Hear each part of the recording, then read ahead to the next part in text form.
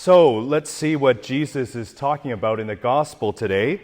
It seems that Jesus is kind of interacting with some religious leaders and criticizing them. And what does he criticize them for? Let's see. Well, he says the religious leaders take kind of the most prominent seat in the places of worship, the most prominent seat. I kind of have the most prominent seat, don't I? Kind of little awkward here, this gospel. He also criticizes them for wearing long robes. Now, this is kind of uncomfortable for me, isn't it? I also have some long robes on. And let's see one more. He says, he criticizes them, you shouldn't call anybody father on earth. So this is a bit of a problematic reading for me. Of course, it's a challenge, not just for priests. It certainly is a challenge for priests and those in leadership, but a challenge really for all of us, I think. In some ways, we all exercise leadership, whether it be in our families, at work, even among our peer group. We all exercise some leadership, and today's gospel is a strong and challenging message about how we exercise this leadership as Christians. And in addition to this, the gospel teaches us an important message about human dignity. Let's begin then with that message of human dignity. The gospel today has this strong message that all people are equal, all people have the same value. And the reason for this that Jesus gives is that we have one Father. We have one Father in heaven. And this is a really powerful message because especially at Jesus' time, the father that you had made all the difference. If your father happened to be wealthy, happened to be powerful, maybe even in the Roman kind of empire, an official, then because you had this father, you had a lot of power, you had a lot of money. It made a big impact in your life. And if your father was kind of just a simple person, then your life would be very, very different. So Jesus is saying that we all have one Father who is in heaven, God our Father. And God our Father does not have favorites. We're all God's children. We're all loved by God the same. We all have equal standing in God's community. And this message really of equal value and dignity could not be taken for granted at Jesus' time. And we've already mentioned the case in the Roman Empire, but also in religious circles in the land where Jesus was living. We can think for a moment in the temple. So at Jesus' time, the temple, of course, was staffed by priests. But at Jesus' time, the priests in the temple were very closely allied with the Roman authorities. So they wanted to exercise power. They wanted to exercise authority. And we know that at Jesus' time, there were certain Jewish people who really had issues with this. They saw the temple hierarchy as corrupt. And a famous example of a Jewish group who really took offense to this was the Essene community, who, according to some ancient writers, were one of the main kind of categories of Jews at Jesus' time. And the Essenes left Jerusalem to live in the Dead Sea, to worship God there, because they felt that the temple leadership was really corrupt and not really serving God. On top of this as well, we hear Jesus interacting with scribes and Pharisees. Now, the Pharisees actually could be better than the temple priests, but still, they too could take power for themselves, authority for themselves. So even among the Jewish community, there could kind of be these different classes of people. Some people could be seen as better, holy, closer to God than others.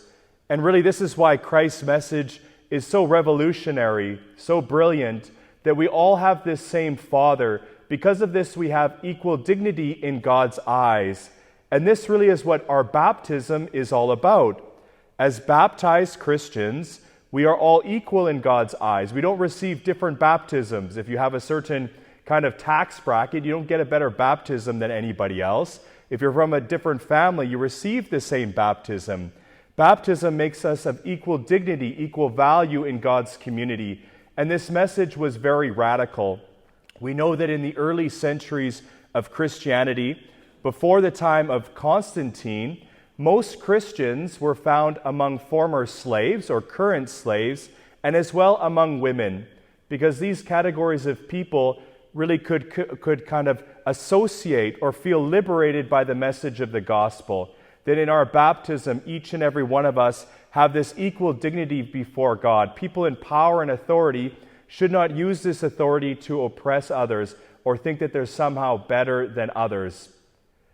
Unfortunately, of course, as we know too well, in the history of the church, this kind of authority or leadership was not always exercised with the respect for the dignity of all the baptized. And we can think back, historical examples. We have infamous popes throughout histories, the Borgias, right, who kind of used the papacy to enrich themselves and lived quite immoral lives.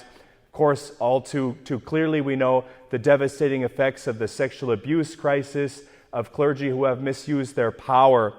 But even still, we talk in the church today, and this comes across very strongly in the synod, about the way that sometimes people in church leadership don't use this leadership to serve others, but rather use it to kind of lord it over them. And sometimes this is called clericalism. So as you know, in the synod today that Pope Francis is calling us to, that's this ongoing process, they just recently, just this past week, released kind of a synthesis report that's kind of a midway document that we in the church will think about and discuss and pray about until the bishops and others meet again in Rome next October to think about it.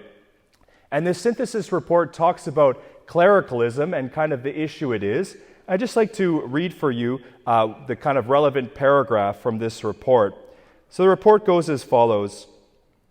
During the synod, a lot of talk about clericalism was discussed, and this is an obstacle to ministry and mission.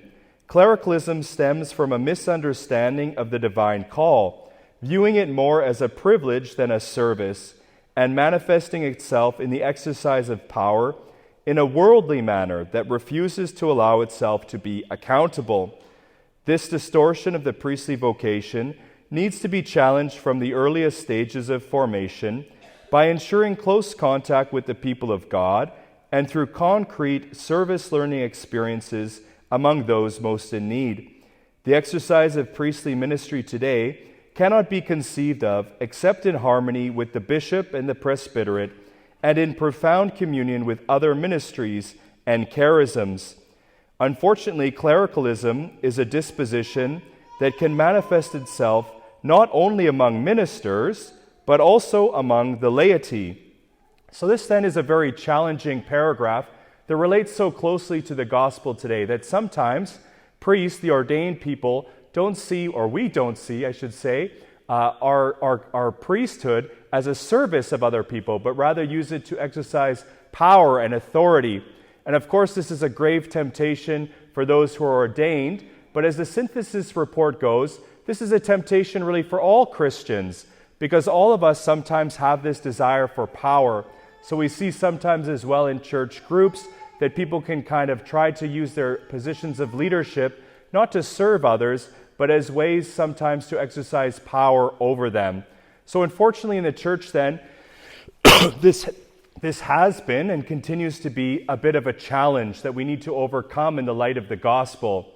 Jesus, of course, shows us a very different way, a very radical way to serve as leaders to those around us. So the first point of advice that Jesus gives us is that we need to avoid hypocrisy. We need to practice what we preach. We preach Jesus Christ, who came as a servant, and therefore in preaching this, we need to serve other people. Hypocrisy, kind of this idea where our message is different than our life, is such a risk, of course, for the church and also in greater society. One kind of very famous example of this has to do with the American Declaration of Independence, and probably some of you are familiar with this. But in the American Declaration of Independence, it was written by several figures. One of them was Thomas Jefferson. And in the American Declaration of Independence, we read, "All people are created equal and have the right to liberty, life, and the pursuit of happiness."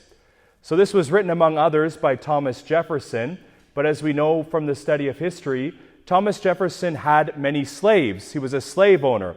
Over his life, it seems that he had maybe 600 enslaved persons that he controlled. So this, of course, is a great point of hypocrisy, that this liberty that these people are demanding for others, they're not giving to those around them, those very close to them, that they have power to give this liberty to. So hypocrisy then is such a risk, a challenge that Jesus cautions us against. We're called to practice what we preach.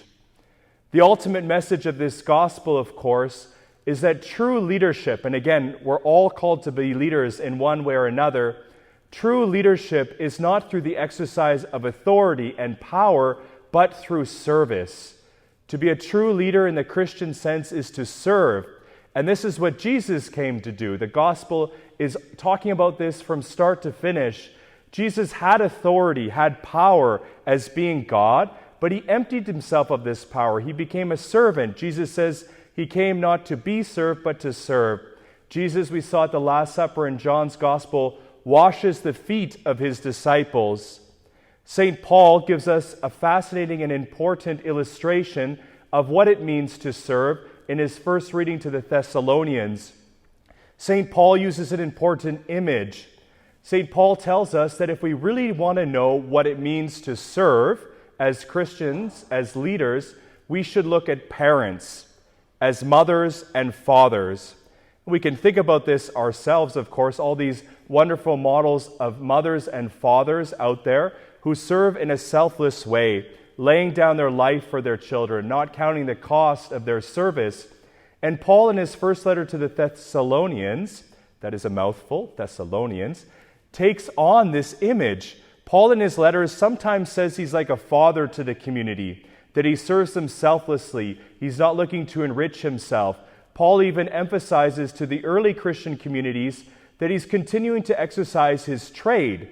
Paul was a tent maker, and these early Christian communities were so fragile, so new, that Paul could not receive any sort of gain from them, even food or a place to live. So Paul continued to work. And in the letter we heard today in the first reading, Paul describes that he is like a mother to the community, nursing the community, caring for the community in a gentle and kind way. We're all therefore called to be leaders in some way. We should reflect then that true leadership is exercised as Christ has taught us in service. This is the call of our baptism, to be servants to others. The gospel today, but especially the first reading, encourages us to look to parents, to mothers and fathers, to learn what it means to serve. So let us therefore take some time to reflect today by looking at the examples we have in our own lives of these parents who serve selflessly their children, and let us be inspired to imitate that example.